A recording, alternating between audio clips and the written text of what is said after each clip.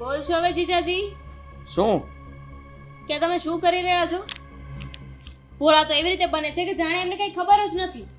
આ શેઠ બની બેઠા છો એનું શું વિચાર્યું છે? જો એવું કંઈ નથી. હું અમારે કઈ નથી જોવું, અમને જવાબ જોઈએ છે. જવાબ તો આપું છું ને. મેં જે કંઈ પણ કર્યું છે બધું બરાબર કર્યું છે. આપણા બધાના એવું કોણે નક્કી કર્યું કે તમે બરાબર કર્યું છે? હા, અને તમે જે કંપનીમાં ફેસલા લીધા છે ને એ પછીનું નુકસાન થયું છે, પ્રોફિટ નથી થયું. શરૂઆતમાં નુકસાન જ થાય પછી પ્રોફિટ થશે. શું કીધું તમે? પહેલા નુકસાન થાય પછી પ્રોફિટ થાય. આ નુકસાનીમાં ને નુકસાનીમાં કંપની પાયમાલ ના થઈ જાય. અરે. દેવાળ ફૂંકવાનો વારો આવશે ને કાંઈ. ખોટું વિચારો છો. તમારી વિચાર શક્તિ તે નબળી છે. અરે સારું વિચારો, ઉચ્ચ વિચારો એટલે સારું જ થવાનું છે. હું તો સારું વિચારીને જ મારી કંપની ચલાવું છું અને એટલે તો પ્રોફિટ કરતી હતી. આ જ્યારથી તમે વિચારવાનું ચાલુ કર્યું છે ત્યારથી લોસ કરે છે. તમને લોકોને વાંધો શું છે? મેં કંપની સંભાળવાનું ચાલુ કર્યું એ કહી દો ને. કંપની સંભાળવાનું ચાલુ કર્યું ને એ જ વાંધો છે એમ. ના, કંપની સંભાળવાનું ચાલુ કર્યું ને એ વાંધો નથી, પણ કંપનીમાં જે યોગ્ય નથી ને એવા નિર્ણયો લે છે ને એનાથી વાંધો છે. સાચી વાત છે. સાચી વાત શું સાચી વાત? એ બંને એક છે. તું જો મારી બાજુ, કંઈક જવાબ દે. નુકસાન થતું હોય ને તો ન બોલી શકું, બરાબર તો કહે છે એ લોકો. દીદીને ખબર છે કે અમે લોકો સાચા છીએ એટલે તમારો સાથ નથી આપતી. અરે પોતાની એટલી મોટી કંપની છે ને, તમે જ કહેતા હતા તો ત્યાં જઈને વહીવટ કરો ને. અમારી કંપનીમાં શું છે જીજાજી? અરે એ કંપનીને તો મેં ટોપ પર પહોંચાડીને બીજાને સોંપી પણ દીધી છે અને હવે આ કંપનીને હું નંબર 1 ઉપર લઈ જવાનો છું. હા, અમે ભલે આઈને રે, અમને ચાલશે, અમારે ટોપ ઉપર નથી લઈ જવાનું. તો કઈ વાંધો નહીં, થોડોક સમય ખમો, બધું સરખું કરી નાખીશ. આ જે કંઈ પણ કામ બગડ્યું છે ને એ સુધારતા મને સારી રીતે આવડે છે. તમે થોડા દિવસ કોઈ કંપનીએ નહીં આવતા એટલે બધું બરાબર થઈ જશે. શું કામ? તમને એટલું બધું સારું આવડે છે, કંપનીને સંભાળવાની ખબર પડે છે, તો બધાની સામે સંભાળીને બતાવો ને, સારી રીતે, વ્યવસ્થિત રીતે. અને તમને કોણે કહી દીધું કે તમે કંપનીના બોસ થઈ ગયા છો? એક વાત યાદ રાખજો જીજાજી, તમે અને સાગર બંને બરાબરના હિસ્સેદાર છો. હા, વાત સાચી છે દામિનીની. તમે મોટા છો, તમારે વધારે ધ્યાન દેવું જોઈએ. એની બદલે તમે જ આવું કરશો તો શું થશે? હું તમે જ કહેતા હતા ને કે સાથે મળીને આગળ વધીશું, હું બધાનું ધ્યાન રાખીશ, મારી જવાબદારી નિભાવીશ. કંપનીમાં ખોટું કરતો હતો આ ભાઈ સાહેબ, હવે જીજાજી, પકડાઈ ગયો છે. કંઈ પણ ના બોલો. સાગર છે ને ક્યારે ખોટું નહીં કરે. છુપાવીને રાખ્યું છે બધું. અરે તો બોલો ને, શું ખોટું કર્યું છે? હા, પ્રૂફ આપો. સમય આવશે બધી જ ખબર પડી જશે. આ કંપની અત્યારે નુકસાનીમાં જાય છે ને એનું પણ કારણ એ જ છે, કારણ કે અત્યાર સુધી એને કંપનીમાં પ્રોફિટ જ બતાવ્યો છે. ક્યારેય કોઈ દિવસ સાચી હકીકત તો બતાવી જ નથી તમને લોકોને કે કંપનીમાં ચાલી શું રહ્યું છે. એને હંમેશા એનું જ વિચાર્યું છે અને હું આવ્યો એટલે ફસાઈ ગયો છે. તમે મારી ઉપર આરોપ નાખી રહ્યા છો. હું પ્રોફિટ ખોટું નથી બતાવતો. કંપની પ્રોફિટ કરે છે ને એટલે પ્રોફિટ બતાવું છું. અને રહી વાત કે જો કંપની નુકસાન કરતી હોત અને હું પ્રોફિટ બતાવતો હોત ને તો મારે વારથી પૈસા લાવવા પડે, જે મેં એવું કર્યું જ નથી. તમે શું કામ સફાઈ આપો છો? અમને બધાને ખબર છે કે તમારો કોઈ વાંક નથી. આદિ, એ ખોટું કરતા હોય તો કંઈ બતાવો ને, પ્રૂફ તો હશે ને તમારી પાસે. અરે. અને જો સમયની જ રાહ જોવી હતી તો અત્યારે શું કામ બોલ્યા? એ બધું દબાવી દીધું છે એણે.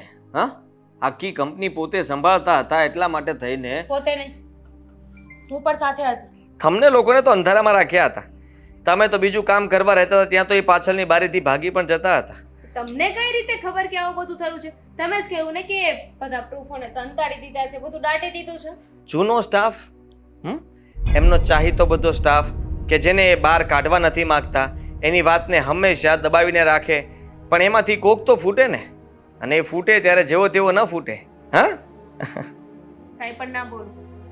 ઠીક છે, તમને એવું જ લાગી રહ્યું છે ને કે હું આ કંપનીમાં ગોટાળા કરું છું, ખોટું પ્રોફિટ બતાવું છું, જ્યારે કંપની ઓલરેડી નુકસાન કરી રહી છે.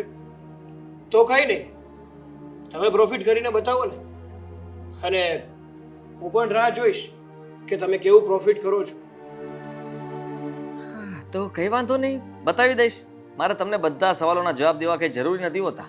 હા હા, મીટિંગ બેસાડ્યું એમ મને વચ્ચે બેસાડી દીધો છે અને બધા સવાલ ઉપર સવાલ કરો છો. હા, બધો વાંક મારો જ છે. તો તમે લોકો શું કરતા હતા? તો શરૂઆત તમે જ તો કરી. તમે ન બોલ્યા હોત ને તો અત્યાર સુધી કોઈ નથી બોલ્યું ક્યારેય કંઈ. ઠીક છે, હું જોઈ લઈશ.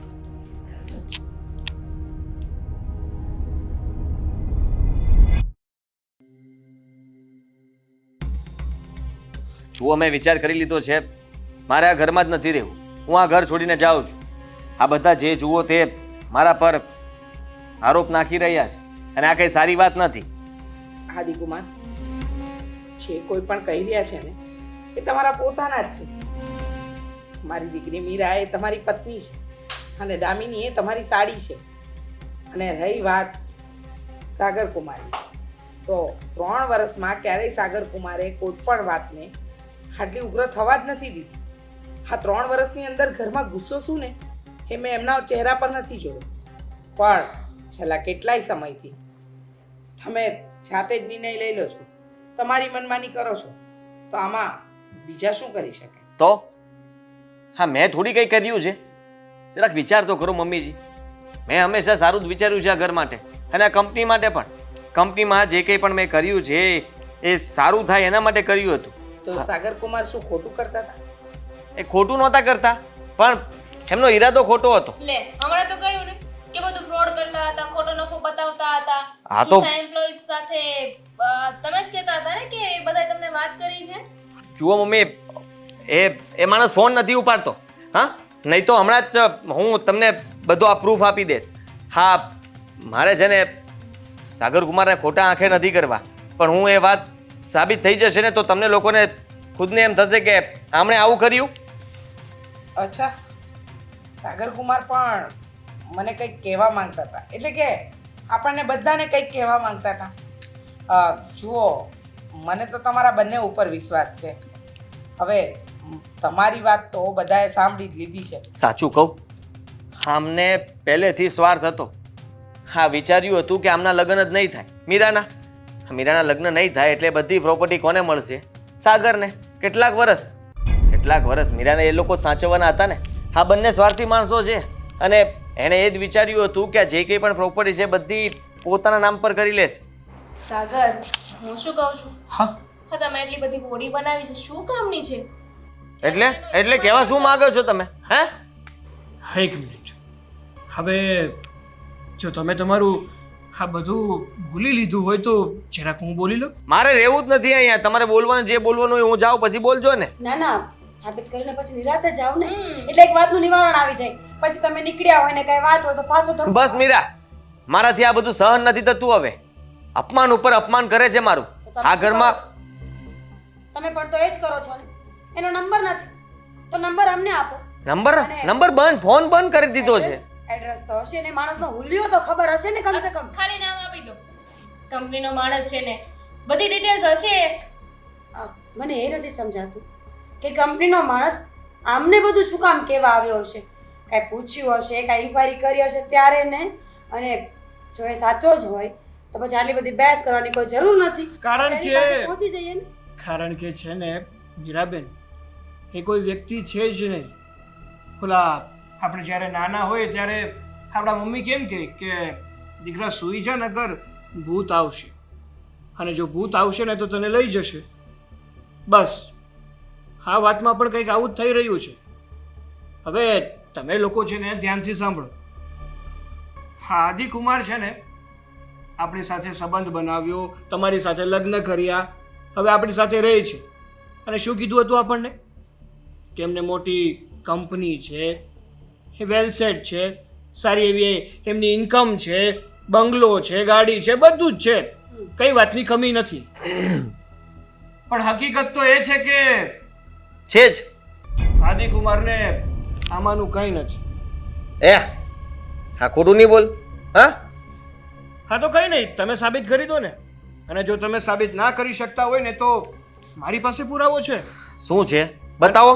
હા, બતાવો. તમે શું છો, શું નહીં, શું કરતા હતા, શું કરવા માંગો છો ને, બધા જ પુરાવા છે મારી પાસે. પુરાવા ને હા, બતાવી દો એમને. કારણ કે મારી સાથે તો તમે વાત કરી જ લીધી છે. લો. તમારા મા બાપ, તમારો ધંધો અને આદિકુમાર, ખાસ તમે કહ્યું એ પ્રમાણે આ ઘરમાં તમે મને મા માનો છો. હા, ખબર છે આ કોણ છે? દામિની, મીરા. કદાચ તમને નહીં ખબર હોય, પણ મેં અને સાગર કુમારે એક ચાલ ચાલી. આ કંપનીની ગળમથલ, ઘરમાં ઝઘડા, તમારી બે બહેનો વચ્ચેના ઝઘડા નાના મોટા, આ બધું જોતાં મને લાગ્યું કે હવે સમય આવી ગયો છે કે તમને લોકોને આમની સાચી હકીકત જણાવવી જરૂરી અને અમારે પણ જાણવી જરૂરી. એટલે સાગર કુમારનો ફ્રેન્ડ છે,